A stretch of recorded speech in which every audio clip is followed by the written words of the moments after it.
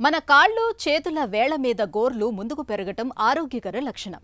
అయితే కొంతమందిలో మాత్రం వేళ్ల మీద గోర్లు ముందుకు కాకుండా వెనక్కి పెరుగుతూ చర్మంలోకి చొచ్చుకెళ్తూ ఉంటాయి. చేతి వేళ్ల కంటే కాలి వేళ్లలోని ముఖ్యంగా కాలి బొటని వేలిలో ఇలాంటి సమస్య ఎక్కువగా కనిపిస్తూ ఉంటుంది. కాలి గోరు వెనక్కి పెరగటం వల్ల వేలి కొస భాగంలో తీవ్రమైన నొప్పితో పాటు కొన్నిసార్లు ఇన్ఫెక్షన్లు కూడా సోకుతూ ఉంటాయి. ముఖ్యంగా మధుమేహుల్లో వేళ్లకు ఫంగల్ ఇన్ఫెక్షన్ల ముప్పు ఎక్కువగా ఉంటుంది. ఇన్గ్రోయింగ్ నెయిల్స్ గా పిలిచే ఈ సమస్యకు కారణాలు, పరిష్కార మార్గాల గురించి ఇప్పుడు తెలుసుకుందాం.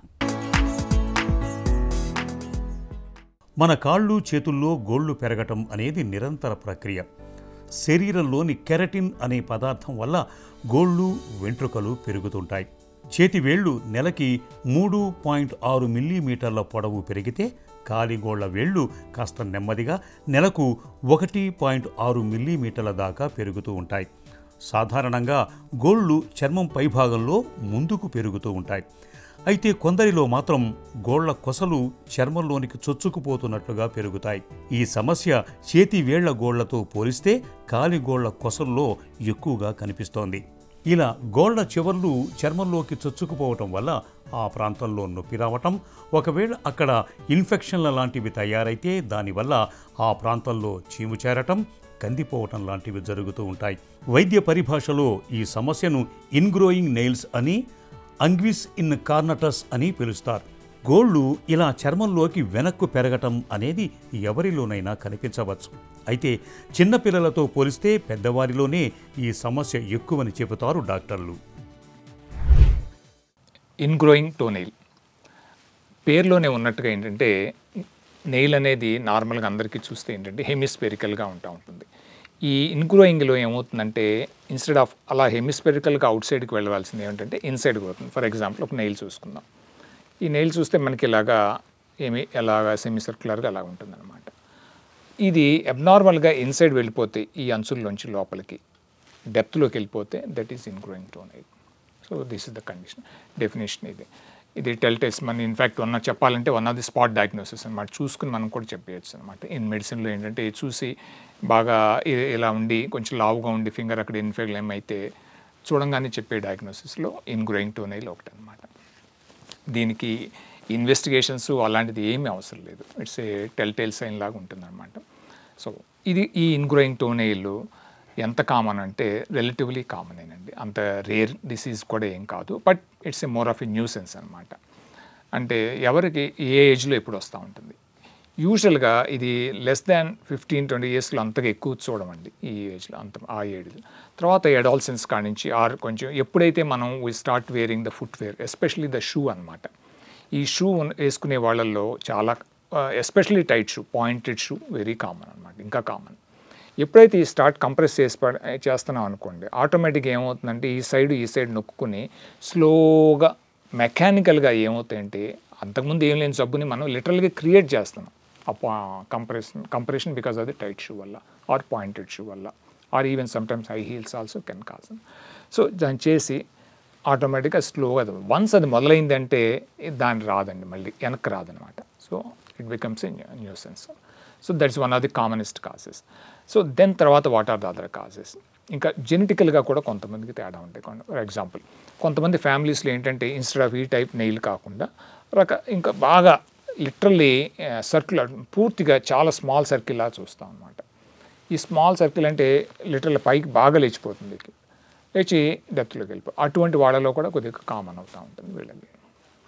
దెన్ మూడోది ఏదన్నా ట్రామా వల్ల కానీ ఆ పార్ట్ డ్యామేజ్ అయితే కనుక కొంతవరకు మనకి మళ్ళీ తిరిగి గ్రోత్ అయ్యేటప్పుడు ఏంటంటే అది లోపలికి అవ్వచ్చు అనమాట ఆ ఏరియాలో. ఇంకా అనదర్ థింగ్, ఇంకా నాలుగోది చూస్తే infections is one of the common things అనమాట. ఈ ఇన్ఫెక్షన్స్లో ఫర్ ఎగ్జాంపుల్ ఎవరికి బాగా ఇన్ఫెక్షన్స్ వస్తూ ఉంటే, ఫర్ ఎగ్జాంపుల్ కొంతమంది ఏంటంటే బాగా చేసుకోవటం కోసం ఏంటంటే గోల్ కట్ చేసేటప్పుడు అంటగత్తిరిస్తారు. అంటే లిటరల్గా డెప్త్లోకి వెళ్ళిపోతారు అనమాట, ఎస్పెషలీ ఆన్ ద సైడ్స్ అనమాట. ఈ సైడ్స్లో బాగా డెప్త్కి వెళ్ళి కట్ చేయడం, తీసుకోవడం అనేది ఇలా కట్ చేస్తే చేయకూడదండి. లిటరల్గా అది ఆ కోర్ షేప్ ఎలా ఉందో మోరాలెస్ అలాగే కట్ చేయాలన్నమాట. సో ఎక్కువ డెప్త్కి వెళ్ళామంటే అక్కడ ఈ ఏరియాలో ఏమవుతుందంటే సపోర్ట్ పోతుంది. సపోర్ట్ పోయి ఆ నెయిల్ మళ్ళీ లోపలికి తిరుగుతుంది అనమాట. అక్కడ మొదలయ్యి అదే టైంలో ఏంటంటే మనకి బ్యాక్టీరియల్ ఇన్ఫెక్షన్ రావచ్చు. ఫర్ ఎగ్జాంపుల్ పారోనికీ అంటారనమాట. సో అలా రిపీటెడ్ ప్యారోనికీ వల్ల ఏమవుతుంది, గోరు చుట్టూ లిటరల్గా చెప్పాలి, గోరు చుట్టూ ఏమవుతుందంటే ఆ నెయిల్ కొంచెం డిఫార్మిటీ మొదలవుతూ ఉంటుంది అనమాట. Then it can become ingrowing toenail. కాలి వేళ్లల్లో గోరు వెనక్కి పెరగటం ఎక్కువగా బొటన వేలిలో చూస్తూ ఉంటాం. ముఖ్యంగా సాక్స్ వేసుకొని బూట్లు ఎక్కువగా తొడిగే వారిలో ఈ కాలి గోళ్ల వేళ్ల కొసలు చర్మం లోపలకు పెరుగుతూ ఉంటాయి. అలాగే కాలి వేళ్లకు జరిగే ప్రమాదాలు, కొన్ని ఫంగస్ ఇన్ఫెక్షన్లు, గోళ్లు మరీ వేగంగా పెరగటం లేదా నెమ్మదిగా పెరగటం, గోళ్లను మరీ లోపలికి కత్తిరించుకోవటం, ఇవన్నీ కూడా ఈ సమస్యను తెచ్చిపెట్టేవే. కాలి గోళ్లు చర్మం లోపలకు పెరగటాన్ని అలాగే వదిలేస్తే అది ఇన్ఫెక్షన్గా మారి చివరకు ఆ ఇన్ఫెక్షన్ ఎముకలోకి వెళ్లే ప్రమాదం ఉంటుంది. షుగర్ జబ్బుతో బాధపడే వారిలో కాలి వేళ్ల మధ్య ఫంగల్ ఇన్ఫెక్షన్లు ఒక పట్టాన తగ్గవు, మానకుండా మొండిగా వేధిస్తూ ఉంటాయి. కొన్నిసార్లు గ్యాంగ్రీన్ లాంటి ప్రమాదకర సమస్యలు కూడా తెచ్చిపెడుతుంటాయి. సమస్య తీవ్రతను బట్టి డాక్టర్ దగ్గరికి వెళితే గోరును పైకి లిఫ్ట్ చేయటం, గోరును పాక్షికంగా తీసివేయటం లేదా నొప్పి తెచ్చిపెట్టే ప్రాంతం దాకా గోరును చర్మాన్ని తీసివేయటం చేస్తుంటారు. ఈ ట్రీట్మెంట్ పార్ట్లో కన్సర్వేటివ్ అంటే విచ్ ఇంక్లూడ్స్ అంటే మనకి మెడికల్ మెషర్స్, అదర్ ప్రికాషన్స్ చూస్తాం అన్నమాట. దెన్ సర్జరీ యాజ్ ఏ యూజువల్గా ఇన్ జనరల్ ఏంటంటే ఫస్ట్ చాయిస్ కాకుండా కొంచెం లిటిల్ లేటర్ చేస్తాం అనమాట, డిపెండింగ్ ఆన్ ద సివియరిటీని బట్టి. ఈ కన్సర్వేటివ్ మెషర్స్ ఎవరికి ఫాలో అవుతాం అంటే ఇనీషియల్గా ఏంటంటే ఫస్ట్ టైం వచ్చింది, కొంచెం తక్కువగా ఉంది ఇన్ఫెక్షన్, వాళ్ళకి ఏం చేస్తామంటే అవసరం అనుకుంటే కొంచెం ఆ ఏరియాలో అంటకత్తిరి చేయొద్దని చెప్తాం. రెండోది అవసరం అనుకుంటే కొంచెం cotton, small roll of cotton ఏంటంటే ఈ ఏరియాలో కింద పెట్టమని చెప్తాం, సో దట్ ఆ నెయిల్ పైకి లెగుస్తుంది అనమాట, లోపలికి వెళ్ళకుండా అలా పెట్టమని చెప్తాం. సో అది ఒకటి. కొంచెం నెయిల్స్ ప్రాపర్గా క్లీన్ చేసుకోండి, అంతేగాని లోపల కట్ చేయకూడదు, ఈ విధంగా అనమాట. సో ఇలాంటి కన్సర్వేటివ్ మెషర్స్ కొంచెం, అలాగే టైట్ షూ వేయొద్దని చెప్తాం అనమాట. సో ఇవన్నీ చేస్తే రిజల్ట్ బాగుంటే కనుక ఓకే, పర్వాలేదు, మళ్ళీ మనం చేయక్కర్లేదు. ఇది కాకుండా ఇన్స్పైట్ ఆఫ్ దట్ మనకు మళ్ళీ తిరిగి రిపీటెడ్గా వస్తున్నప్పుడు ఏమవుతుందంటే then surgery may be the option అనమాట. సో సర్జరీలో ఏంటి మన క్రైటీరియా ఏంటంటే ఇక్కడ కల్ప్రిట్ ఏంటి, ఎంటైర్ నెయిల్ కాదు, మనకి సైడ్స్ అనమాట. ఈ సైడ్స్ అయినప్పుడు ఓన్లీ ఆ సైడ్సే తీస్తాం అనమాట. ప్రాబబ్లీ నెయిల్ని తీసుకుంటే కనుక ఒక 4 పార్ట్స్ కింద తీసుకుందాం. దాంట్లో ప్రాబబ్లీ అవుట్ సైడ్ 1/4, ఇటు అవుట్ సైడ్ 1/4. సో ఈ రెండు తీసేస్తాం అనమాట.